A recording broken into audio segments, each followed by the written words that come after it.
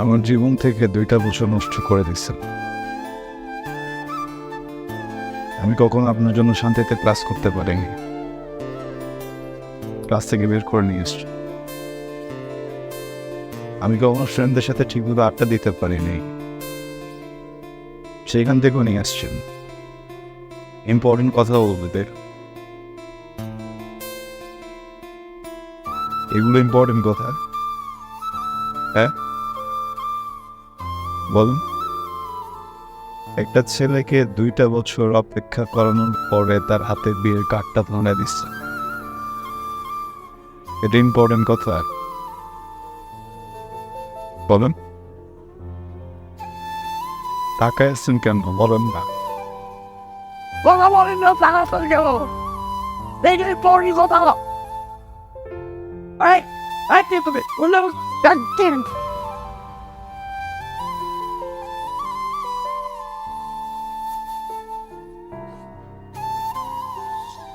Sorry তো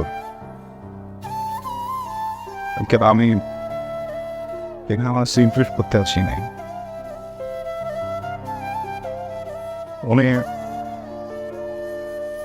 আমাকে 2 বছর ধরে আমাকে ঘুরাচ্ছে, বুঝছেন? আমাকে কি যেন একটা ইম্পর্টেন্ট কথা বলবে। আমি 2টা বছর ধরে ঘুরতেছি,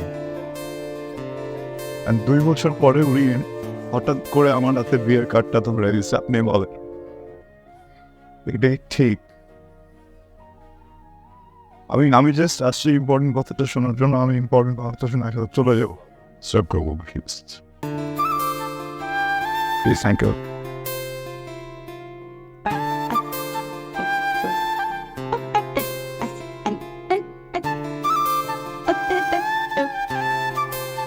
আপনি কি চান এখানে একটা সিন ক্রিয়েট হোক? না, 2টা বছর ছটফট করছেন না কথাটা বলার জন্য? এর থেকে অনেক বেশি ছটফট আমি করছি কথাটা শোনার জন্য। আচ্ছা একটু বলেন প্লিজ, আমি শুনে এখান থেকে চলে যাবো। আমি কোনো সিন ক্রিয়েট করবো না। এদিকে তাকান, আমার দিকে তাকান। ভালোবাসি।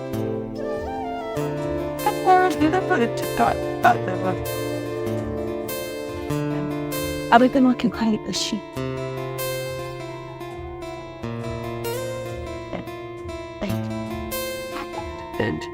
And that's what they want.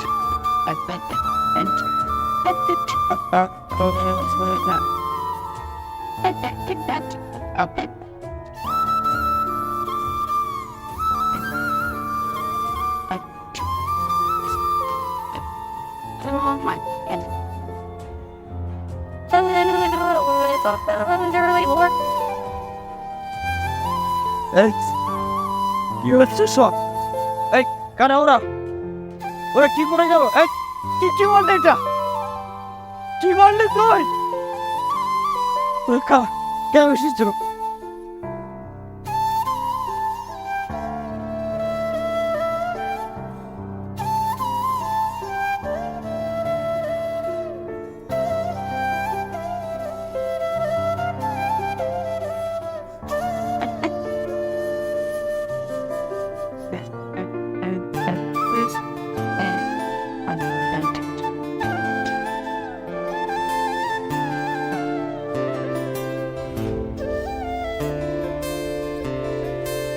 Important কথা শুনলা তো না?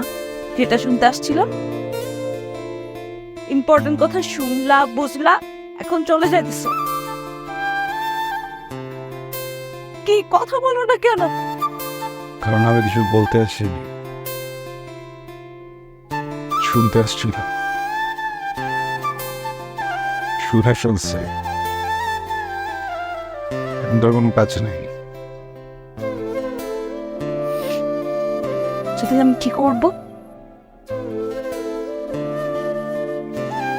বিয়ে করবেন,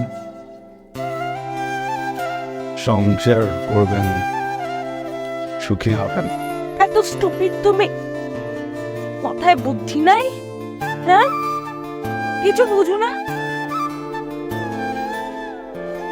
এতগুলা মানুষের সামনে আমার ফ্যামিলি, বরপক্ষের লোকজন সবাই শুনছে ঠিক কি বলছি, সবাই শুনছে।